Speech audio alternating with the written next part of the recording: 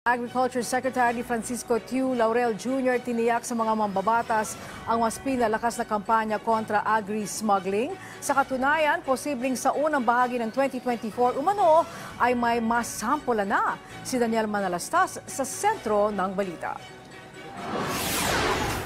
Bago lumusot sa Commission on Appointments ang ad interim appointment ni Agriculture Secretary Francisco Tiu Laurel Jr., ilan sa naungkat na mga miyembro ng CA ay ang problema ng bansa sa agricultural smuggling. Sabi ni Laurel, may nabanggit ang Pangulo rito hinggil sa mga pangalan ng mga posibleng sangkot dito.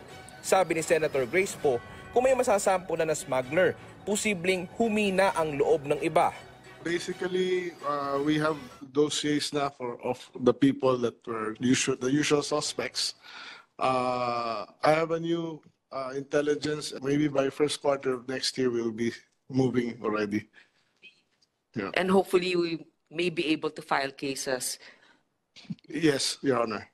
Hinggil naman sa issue ng importation, target ng DA na malimitahan ang pag-import ng asukal sa 200,000 metric tons sa susunod na taon. We feel that next year we don't need to import too much sugar dahil this year medyo naparami ng konti yung importation ng sugar at marami pang stocks ngayon sa market.